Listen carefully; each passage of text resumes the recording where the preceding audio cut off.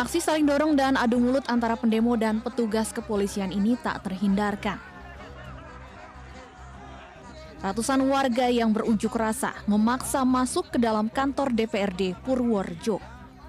Aksi unjuk rasa warga dari 5 desa di Kecamatan Bener dan Kemiri ini terkait pembangunan mega proyek Bendungan Bener. Warga tidak terima dengan sikap Badan Pertanahan Nasional sebagai tergugat yang tetap melakukan kasasi pada putusan Pengadilan Tinggi Jawa Tengah. Dalam putusan, pengadilan memenangkan warga terkait nilai ganti rugi lahan. Terkait kasasi dari BPN tetap dari pihak tergugat tetap mengajukan kasasi, tapi pada intinya ketika nanti diskresi turun mereka sudah berkomitmen dan menyatakan siap untuk mencabut kasasi tersebut. Kita tidak pernah menghentikan pengerjaan proyek, tetapi kita hanya mematok di lahan-lahan yang masih berperkara. Yang kedua, lahan di luar. Hanya sebatas dipatok saja atau dimanfaatkan? Juga akan kami manfaatkan untuk selanjutnya setelah dipatok ya. Kalau bisa ditanami ya kita tanami. Kalau misalkan tanah itu sudah menjadi bebatuan ya mau gimana lagi? Mau nggak mau cuma. Bendungan Bener rencananya akan mulai dioperasikan pada Oktober 2023. Hingga akhir tahun lalu, sedikitnya 3.119 bidang yang tersebar di 6 desa terdampak telah tuntas pembayarannya dengan nilai pembayaran sebesar 712 miliar rupiah. Dari Purworejo, Jawa Tengah, Jo Hartoyo, iNews melaporkan. Informasi selanjutnya pemirsa, hujan deras di puncak Semeru mengakibatkan banjir lahar hujan kembali menerjang pada petang tadi. Getaran amplitudo maksimal banjir ini mencapai 36 mm membuat material banjir meluap hingga ke badan jembatan Limpas Gondoruso, Lumajang.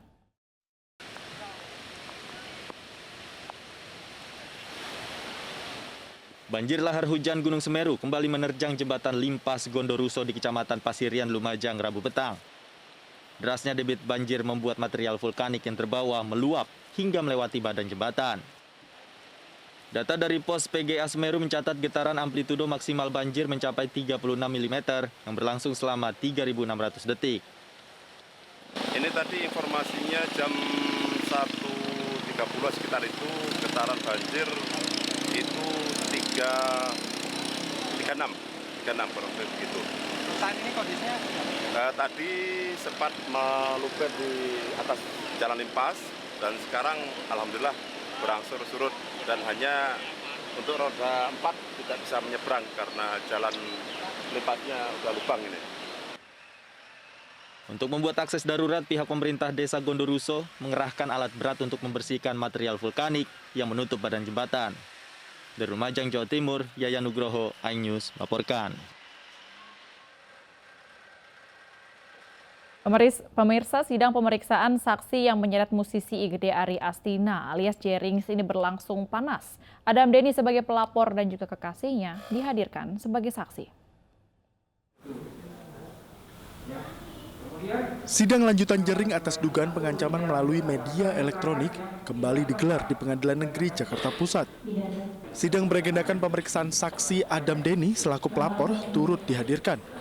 Saksi lainnya yang dihadirkan adalah kekasih Adam Denny, Erelsia. Sugeng Teguh Santoso melontarkan pertanyaan kepada Adam Denny.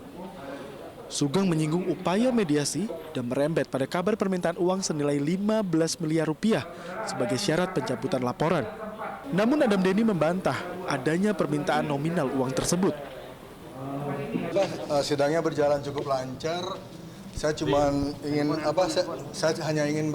hanya berharap agar majelis hakim mempertimbangkan untuk tes poligraf atau alat detektor, alat pendeteksi kebohongan, karena tadi para saksi memberikan keterangan yang tidak sesuai fakta seperti yang ditanyakan oleh pengacara saya tadi.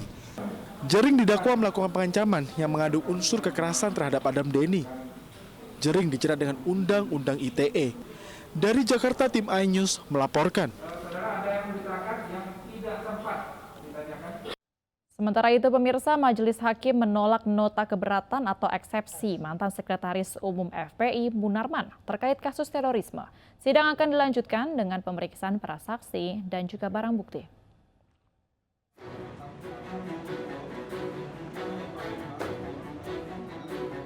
Pengadilan Negeri Jakarta Timur menggelar sidang kasus terorisme dengan terdakwa mantan Sekretaris Umum Front Pembela Islam Munarman.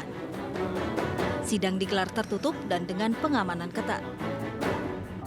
Dalam sidang hari ini, majelis hakim menolak nota keberatan atau eksepsi yang diajukan Munarman. Sidang kemudian akan dilanjutkan dengan pemeriksaan para saksi dan bukti pekan depan.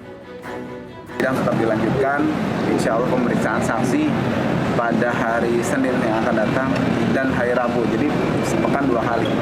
Karena banyaknya saksi, alhamdulillah juga tadi BAP sudah diserahkan untuk yang saksi besok Senin.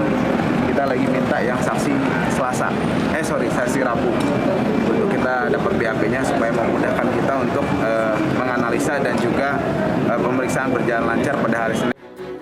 Munarman ditangkap Densus 88 Anti Teror Polri di rumahnya di Pamulang, Tangerang Selatan, Banten, April tahun lalu. Munarman diduga terlibat kegiatan baiat terhadap negara Islam di Irak dan Suriah atau NIIS yang dilakukan di Jakarta, Medan, dan Makassar. Dari Jakarta, Rio Manik, iNews melaporkan. Pemirsa, Ferdinand Huta Heian mengajukan penangguhan penahanan dengan alasan menderita penyakit khusus. Sementara itu, Roy Suryo menawarkan membawa Ferdinand ke Rumah Sakit Khusus Kejiwaan secara gratis.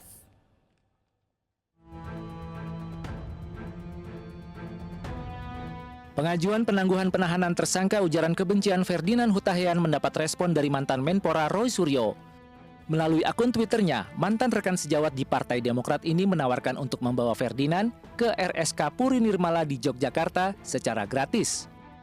Roy mengaku tawaran berobat agar Ferdinand tidak mengulangi perbuatannya yang membuat kegaduhan di masyarakat.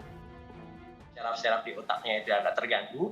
Nah, itu memang merupakan salah satu sebab gejala penyakit jiwa. Nah, tapi nanti ada konsekuensinya. Kalau memang ternyata yang bersangkutan itu disebut sakit jiwa, nah berarti memang ya sudah, ya dia harus dirawat gitu. Dan kalau dia harus dirawat, saya menawarkan perawatan gratis di Rumah Sakit Khusus Puri Nirmala di Yogyakarta. Oke, jadi ini tawaran ini bukan yang pertama kalinya dan bukan juga main-main. Ini tawaran serius dari saya, dari lubuk hati yang paling dalam dari saya untuk bekas sahabat saya. Kalau memang dia sakit, ya sudah dirawat. Sebelumnya, kuasa hukum Ferdinand Huta Heian berencana mengajukan penangguhan penahanan terhadap kliennya karena alasan medis. Kuasa hukum mengaku Ferdinand menderita gangguan kelistrikan saraf yang disebut sebagai akar masalah dari cuitannya. Akibat cuitannya, Ferdinand dijerat dengan Undang-Undang ITE atas kasus ujaran kebencian bermuatan suku, agama, ras, dan antar golongan melalui media sosial. Penyidik menahan Ferdinand selama 20 hari. Tim Liputan iNews melaporkan. Seorang bocah menjadi korban tabrak lari di Jalan Yosudarso, Nias, Sumatera Utara. Informasinya usai jeda berikut, tetaplah bersama kami.